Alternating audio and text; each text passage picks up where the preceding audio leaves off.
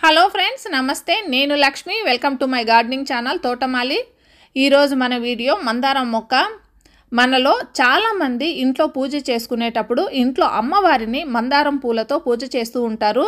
అమ్మవారు ఎవరైనా కానివ్వండి, దుర్గమ్మ కానీ, లలితమ్మ కానీ, కామాక్షమ్మ కానీ, అమ్మను మందార పూలతో పూజ చేసుకోవటం అనేది ఒక సాంప్రదాయము. ఎందుకంటే అమ్మను మందార ప్రియ అంటారు. చాలామంది పూజ కోసమే ఈ మందారం మొక్కలను పెంచుకుంటూ ఉంటారండి. ముఖ్యంగా హిందువులు.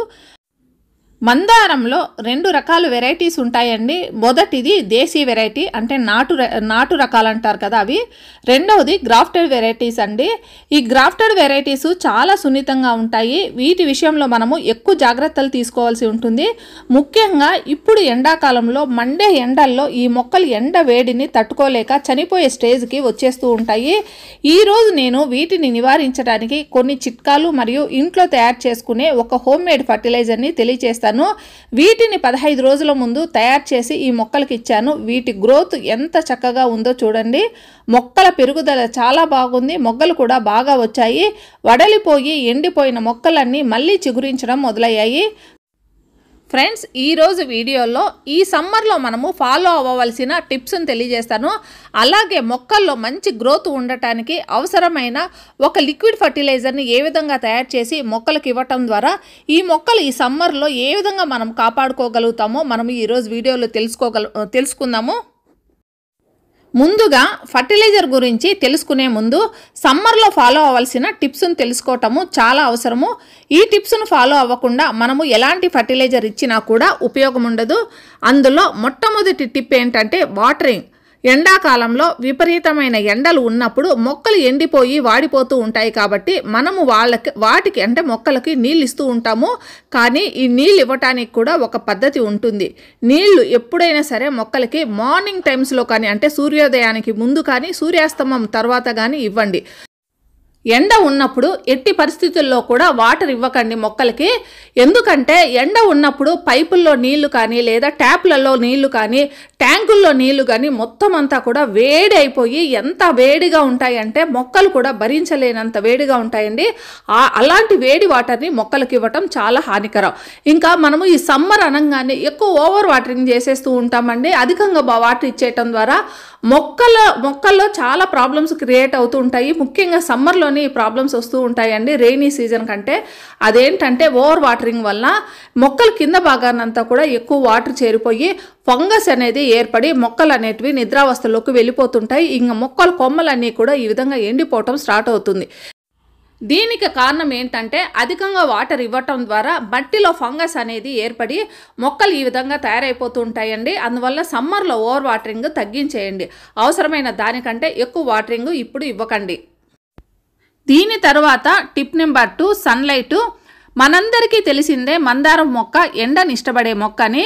మనకి ఉష్ణోగ్రత 35 degrees లేదా అంతకన్నా తక్కువగా ఉన్నప్పుడు డైరెక్ట్ సన్లైట్ 8 గంటలు ఉంటే మొక్క చాలా హెల్తీగా ఉంటుందండి. కాకపోతే మే, జూన్ నెలల్లో ఉష్ణోగ్రత అనేది 40 లేదా అంతకన్నా ఎక్కువ 45 degrees వరకు కూడా ఒక్కోసారి ఈ ఎండ అనేది ఉంటుంది. ఈ సమయంలో 8 గంటలు డైరెక్ట్ సన్లైట్లో మొక్కను ఉంచితే మొక్క కాలిపోతాయి. కాబట్టి ఉదయం 2 గంటలు మాత్రమే డైరెక్ట్ సన్లైట్లో ఉంచి తర్వాత సెమీ షేడ్లోకి షిఫ్ట్ చేసేయండి. మొక్క కాలిపోవటం అనేది జరగదు. ఈ చిట్కా చాలా ముఖ్యమైనది. వీటిని తప్పకుండా పాటించాలి. షేడ్ నెట్ అయితే ఎండలు 40 degrees కన్నా అధికంగా ఉన్నప్పుడు మాత్రం ఈ మందారం మొక్కలకి షేడ్ కిందకి పెట్టేసేయండి. ఇక టిప్ నెంబర్ 3. ఈ మూడవ టిప్పు చాలా ముఖ్యమైనది. అందరూ ఫాలో అవ్వాల్సిన టిప్పు. ఇది మట్టికి సంబంధించింది. మొక్కల మట్టి ఎసిడిక్ మీడియంగా ఉండాలి. ఎసిడిక్గా అంటే ఆమ్ల గుణము. మట్టి ఎసిడిక్ మీడియంగా లేకపోతే మొక్క ఈ విధంగా ఆకుపచ్చగా ఉంటుంది, కానీ ఇందులో మొగ్గలు రావు, పువ్వులు రావు. అయితే ఈ మట్టిని ఎసిడిక్ మీడియంగా ఎలా తయారు చేస్తాను అనేది ముందు ఈ వీడియోలోనే తెలియజేస్తాను. దీని తరువాత 4వ ముఖ్యమైన టిప్పు, మట్టిలో ఏదైనా కలుపు మొక్కలుంటే వాటిని తీసేసి పసుపు బారిన ఆకులు, ఎండిపోయిన ఆకులు తీసేయండి. ఇవి మొక్కలపై అదనపు భారాన్ని పెంచుతాయి. వీటిని చూసారా, తీవ్రమైన ఎండ ప్రభావంతో ఈ ఆకులన్నీ మాడిపోయి కాలిపోయి ఉన్నాయి. ఈ మొక్కలన్నింటినీ ఇప్పుడు కాపాడుకోవాలి. ముందుగా ఇలాంటి ఒక ఇన్స్ట్రుమెంట్ తీసుకొని మొక్క ఉన్న మట్టిని ఈ విధంగా కలుపుకోండి. దీనివల్ల మట్టి బాగా ఆరిపోయి పొడి పొడిగా తయారవుతుంది. దీని ద్వారా ఆక్సిజన్ అనేది వేర్ల చివర వరకు బాగా ప్రవేశిస్తుంది. విపరీతమైన వేడి వలన మొక్క నిద్రావస్థలోకి మారిపోతుంది. ఈ విధంగా ఆక్సిజన్ అందితే మళ్ళీ యాక్టివేట్ అయ్యి పనిచేయటం మొదలవుతుంది. మట్టిలో మనం ఇచ్చే పోషకాలను వేర్ల ద్వారా మొక్కకు అంది మొక్క పెరగటం కూడా మొదలవుతుంది. ఫ్రెండ్స్, సమ్మర్లో తీసుకోవాల్సిన అన్ని టిప్స్ను నేను తెలియజేశాను. ఇప్పుడు ఒక మంచి హోమ్ మేడ్ ఫర్టిలైజర్ని ఏ విధంగా తయారు చేసుకోవాలో చూపిస్తాను. ఈ ఫర్టిలైజర్ ద్వారా మొక్కలో మంచి పెరుగుదల వస్తుంది. మొగ్గలు ఏర్పడి వాటి నుండి పువ్వులు కూడా ఏర్పడతాయి. ఫ్రెండ్స్, ముందుగా మనము ఈ ఫర్టిలైజర్ని తయారు చేసుకోవటానికి మనకు కావాల్సింది మన కిచెన్లో ఉండే టీ పౌడరు. టీ ఆకులలో నైట్రోజన్ అనేది చాలా అధికంగా ఉంటుంది. ఇంకా నేను టిప్ నెంబర్ 3లో తెలియచేశాను కదా, మొక్క ఉన్న మట్టిని ఎసిడిక్గా ఏ విధంగా తయారు చేసుకోవాలి అని. దానికి మనకు కావాల్సింది టీ పౌడరు. టీ పౌడర్కి ఒక గుణం ఉంటుంది, అది కుండీలోని మట్టిని ఎసిడిక్గా చేస్తుంది, మట్టిలోని ఆల్కలీన్ని తొలగిస్తుంది. దీనికోసం మనము ఈ టీ పౌడర్ను తీసుకోవాలి. దీనితో పాటు మనము అరటి పండ్ల తొక్కలు తీసుకోవాలి. చాలామంది దీన్ని చెత్తగా భావిస్తూ పడేస్తూ ఉంటారు, కానీ మొక్కలకి ఇది బంగారం లాంటిది. కాబట్టి దీన్ని తీసుకున్నాక బాగా ఎండబెట్టి మిక్సీ చేసుకొని పౌడర్ తీసుకోవాలండి. ఈ పౌడర్లో పొటాషియం అనేది అధికంగా ఉంటుంది. దీనితో పాటు కాల్షియము, మెగ్నీషియము, జింకు ఇలాంటి సూక్ష్మ పోషకాలన్నీ కూడా దీంట్లో ఉంటాయి. ఇది మొగ్గలు ఏర్పడి పువ్వులు రావడానికి ఉపయోగపడుతుంది. ఇప్పుడు వీటితో మనం ఈ ఫర్టిలైజర్ని ఎలా తయారు చేసుకోవాలో తెలుసుకుందాము. ముందుగా 1 లీటర్ వాటర్ ఉన్న జార్ను తీసుకోండి.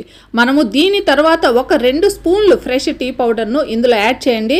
దీనితో పాటు మనం తయారు చేసుకున్న బనానా పీల్ పౌడర్ని కూడా 2 స్పూన్లు యాడ్ చేయండి.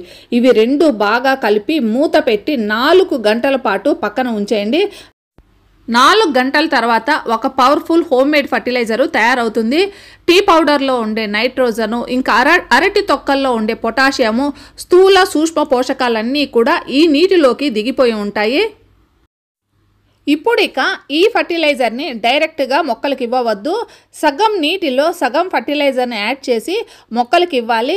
ఈ నీటిలో స్థూల సూక్ష్మ పోషకాలు అధికంగా ఉండడం వల్ల వీటిని మొక్కలకి ఇవ్వటం ద్వారా మొక్కలలో పెరుగుదల, మొగ్గలు, పువ్వులు రావటం జరుగుతుంది. ఇవన్నీ చేసిన తర్వాత ఇంకో పని కూడా మనము మొక్కలకి ఇవ్వాల్సి ఉంటుందండి. ఇంకో వస్తువును కూడా, అదేంటంటే ఇంట్లో ఉన్న పసుపు పొడిని తీసుకోండి. పసుపు యాంటీ ఆక్సిడెంట్గా, యాంటీ బ్యాక్టీరియల్గా పనిచేయటమే కాకుండా యాంటీ ఇన్ఫ్లమేటరీగా కూడా పనిచేస్తుంది. దీనిని 1 స్పూన్ ఇప్పుడు మనం ఈ ఫర్టిలైజర్ ఇచ్చిన మొక్క చుట్టూ వేయటం ద్వారా మొక్కలో ఏదైనా ఫంగస్ కానీ లేదా పురుగులు ఉన్నా కూడా అన్నీ పోతాయి. ఇంకా మనం ఇందులో అరటి తొక్కల పౌడర్ను యాడ్ చేసాం కదా, దీనిలో ఉండే స్వీట్నెస్ వలన మట్టిలో చీమలు ఏమన్నా ఏర్పడే అవకాశం ఉంది. ఈ చీమలను కూడా ఈ పసుపు మట్టిలోకి రానివ్వదు. ఈ పని కూడా వీటితో పాటు చేయవలసి ఉంటుంది. ఈ పనులన్నీ మొక్కలపై చేస్తే మొక్కల్లో అధికంగా మొగ్గలు, పువ్వులు వస్తాయి. మొక్కలో పెరుగుదల కూడా చాలా బాగా ఉంటుంది. ఈ వీడియోలో నేను చూపించిన అన్ని వస్తువులు ఇంట్లో దొరికేటివే. వీటి వలన మొక్కకు ఎలాంటి సైడ్ ఎఫెక్ట్స్ ఉండవు. ఫ్రెండ్స్, ఈరోజు నేను తెలియచేసిన ఈ సమాచారం మీకు నచ్చినట్లయితే ఈ వీడియోను తప్పకుండా లైక్ చేసి కామెంట్ చేయండి. ఇంకా సబ్స్క్రైబ్ చేయకుండా ఉంటే తప్పకుండా సబ్స్క్రైబ్ చేయండి. మళ్ళీ మరో మంచి వీడియోతో మీ ముందుకు వస్తాను. అంతవరకు హ్యాపీ గార్డెనింగ్. Bye bye.